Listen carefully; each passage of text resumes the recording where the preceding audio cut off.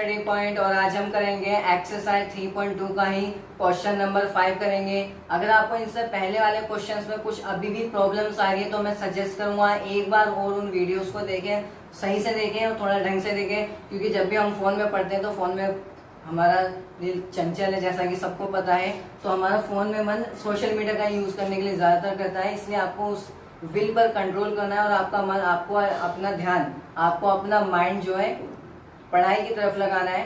थोड़ी सी कोशिश करिए, हो जाएगा।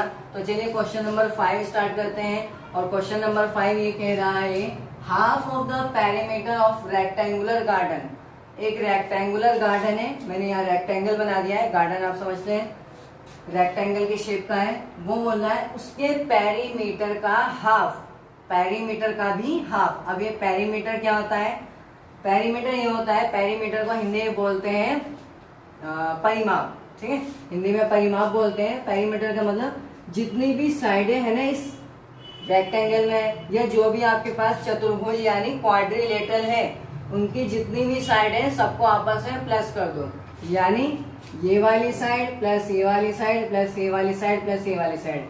अगर मैं इन चारों साइड को जोड़ दूंगा तो मेरे पास इसका जो भी आएगा उसको हम परिमाप यानी पेरीमीटर बोलते हैं। तो इस तरीके से जो पेरीमीटर का फॉर्मूला बनता है वो बनता है P = 2 × x + y।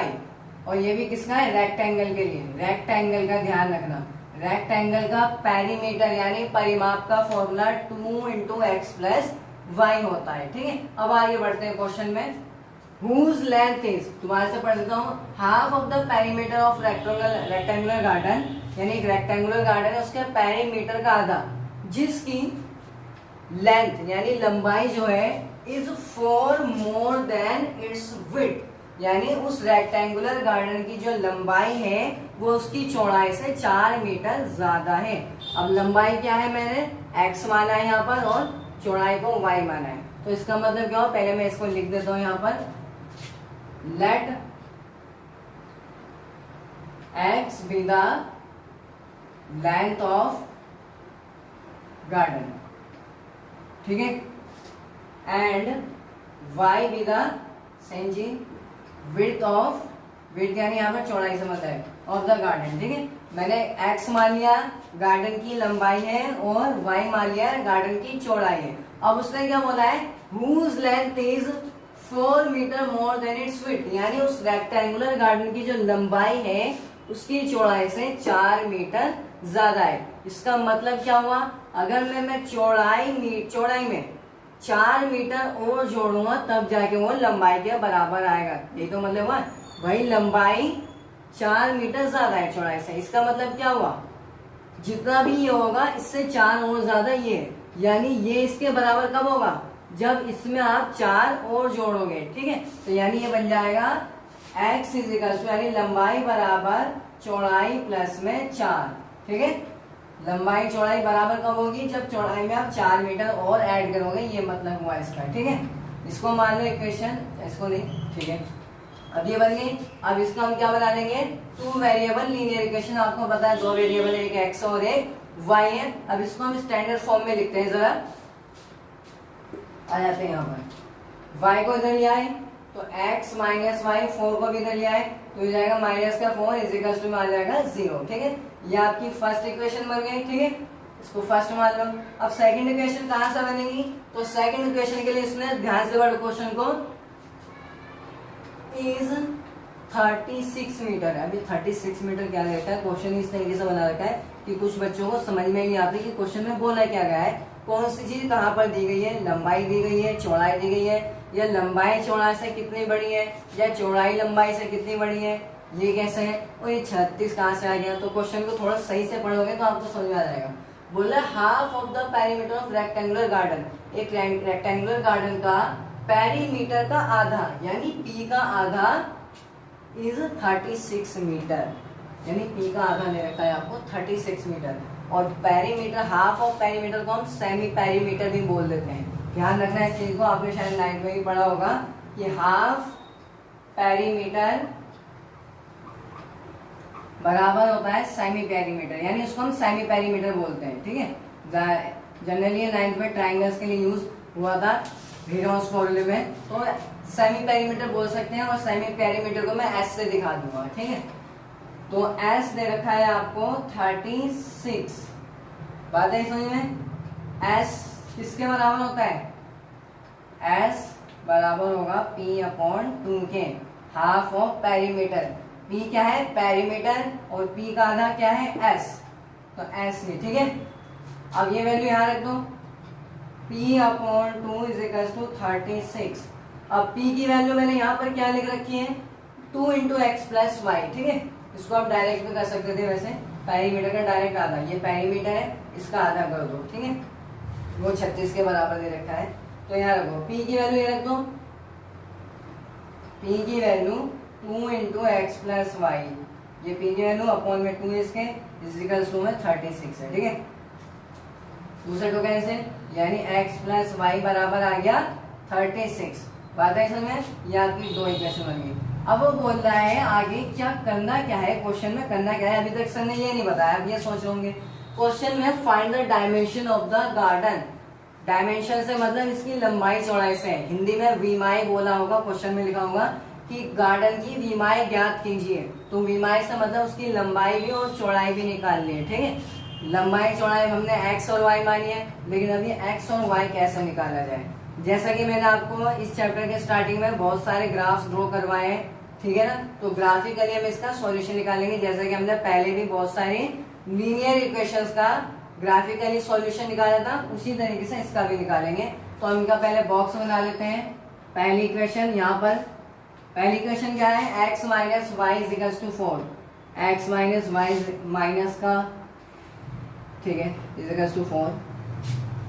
अब यहाँ पर क्या करेंगे हम, आपको शायद याद होगा, x की वैल्यू पुट करेंगे और y की वैल्यूज निकालते जाएंगे। और कब तक करना है ऐसा, 3 वैल्यूज तक ज्यादा से ज्यादा करो, उससे आगे भी कर सकते हो, लेकिन 3 वैल्यूज तक आपका हो जाता है, ठीक ठाक।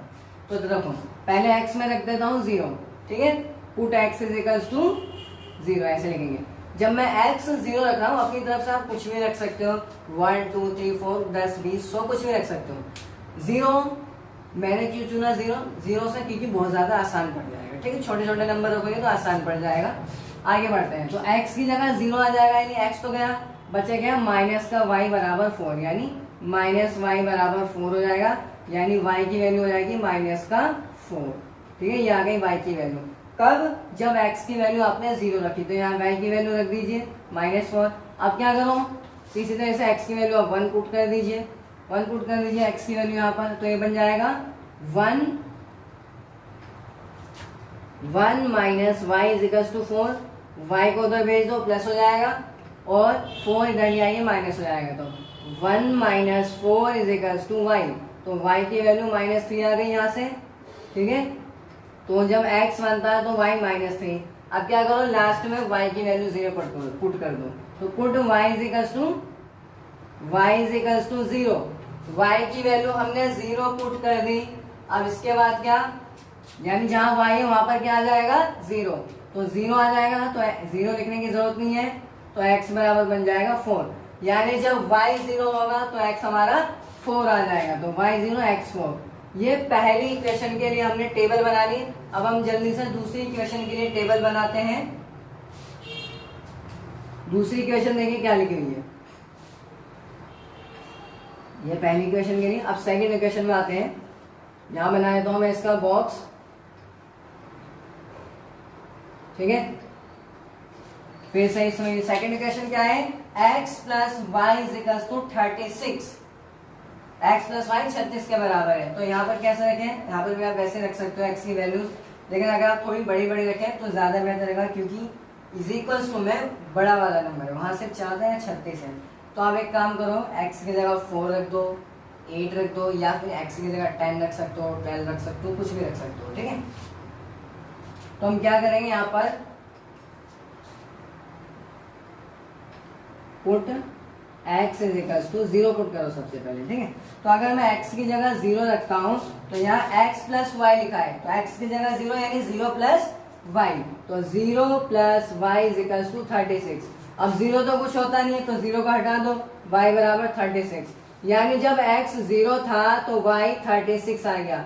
सेम पुट करो, x = 1, तो y कितना आ जाएगा, देखो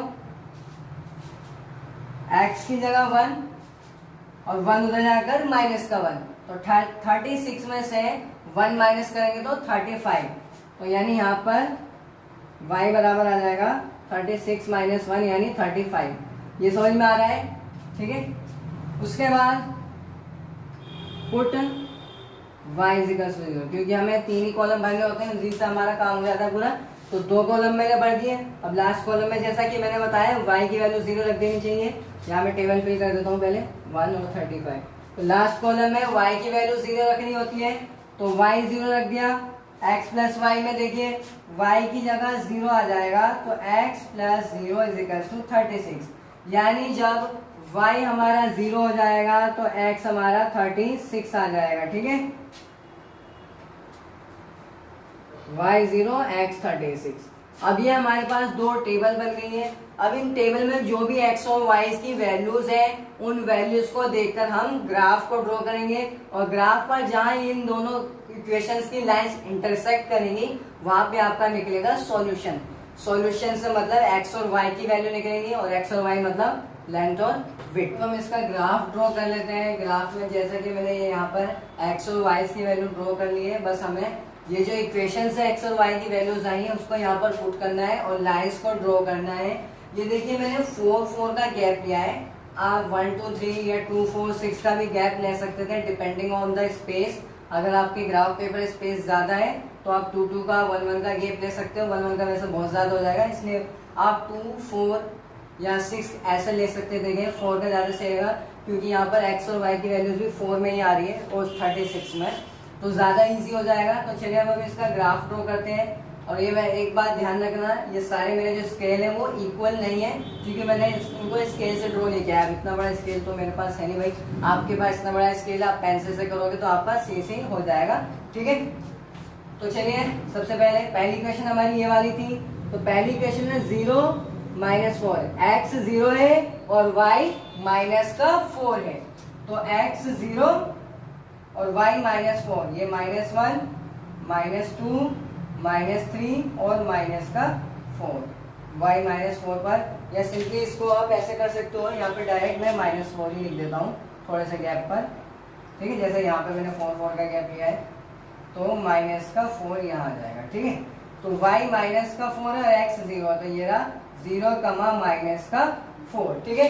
उसके बाद x 1 है और y -3 है, तो x हमारा 1 है वो यहाँ कहीं आ जाएगा, और y हमारा माइनस का 3 है तो वो 4 से हल्का सा ऊपर आ जाएगा, है ना। तो 1 -3, ठीक है, ये हो गया हमारा 1 माइनस का 3। उसके बाद x की जो वैल्यू है 4 है और y की वैल्यू 0 है। x की वैल्यू 4 है और y की वैल्यू 0, तो x4 यहाँ आएगा और y 0 है तो वो भी यही रहेगा, तो यानी x4 और y 0, क्योंकि जब y 0 है तो उसका मतलब y तो कहीं जाएगा नहीं ना ऊपर, 0 तो यही x एक्सिस पर रहेगा। अब एक काम करो, आप इन पॉइंट्स को ज्वाइन कर दो और इनसे बन जाएंगे एक लाइन, ठीक है। अब ये छोटी सी लाइन बनी है, अभी हम लोग दूसरा ग्राफ ड्रॉ करेंगे तो बड़ी लाइन बन जाएगी हमारी, और दोनों लाइन को हम सीध में बिल्कुल सीधा स्केल से मीट कर देंगे, वहां पे हमारा सॉल्यूशन निकलेगा, ठीक है। तो चलिए अब दूसरी लाइन ड्रॉ करते हैं हम जल्दी से।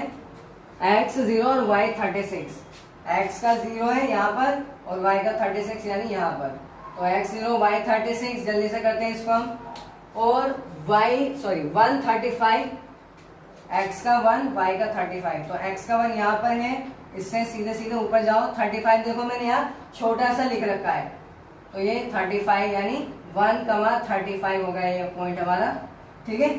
उसके बाद जो लास्ट पॉइंट है हमारा, ये थोड़ा इधर हो जाएगा, हल्का सा और इधर करिए इसको, यहाँ पर लास्ट पॉइंट हमारा 36,0, यानी x का 36 और y का 0, यानी यहीं पर होगा 36,0, ये हो गया। अब हम क्या करेंगे, इन पॉइंट्स को मिला देंगे। तो इन पॉइंट्स को जरा मिलाइए आप, इन पॉइंट्स को जब मैं मिलाऊंगा तो कुछ ऐसे बनेगा, ठीक है। सॉरी लाइन थोड़ी सी टेढ़ी हो गई, पर आप स्केल से करोगे तो आप मैनेज कर लेना इसको, ठीक है। अब ये वाली लाइन ऐसे जाएगी और ये वाली लाइन तो यहीं पर छोटी सी पड़ गई, तो ये तो ऐसे तो कोई सॉल्यूशन ही निकलेगा। हमें तो सॉल्यूशन निकालना है ना, x और y की वैल्यू निकालनी है, और x और y की वैल्यू तब तक नहीं निकलेगी जब तक ये दोनों लाइन मीट नहीं करेंगी। तो ये देखो ये वाली लाइन तो ऐसे जा रही है, तो ये तो इससे मीट करने से रही, लेकिन ये वाली लाइन देखो ऐसे जा सकती है ना, तो इससे मीट करने, इस लाइन से हम इसको मीट कराएंगे यानी इंटरसेक्ट कराएंगे, ठीक है। तो इस लाइन को इंटरसेक्ट कराने का तरीका, स्केल लोगे आप और सीधे सीधे इस लाइन को इस लाइन से मिला दोगे, इससे जैसा मैं मिला रहा हूँ, ठीक है। अब ये जो पहली इक्वेशन की जो लाइन ऐसे जा रही है, ये दूसरी इक्वेशन की लाइन को कहाँ पर इंटरसेक्ट कर रही है, यहाँ पर।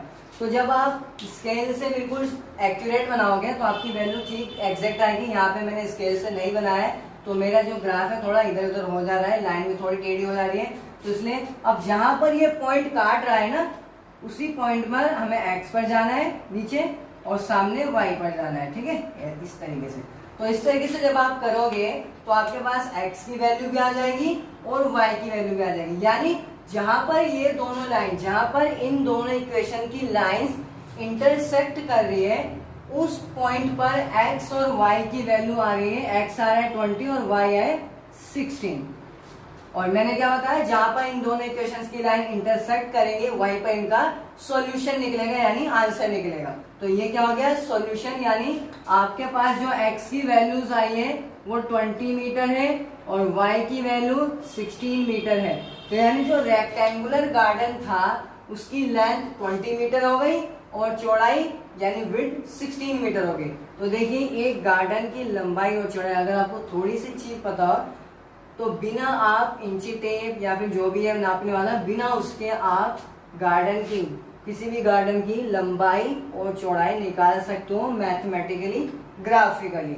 Thank you so much for watching my videos. Please subscribe my channel and share the video.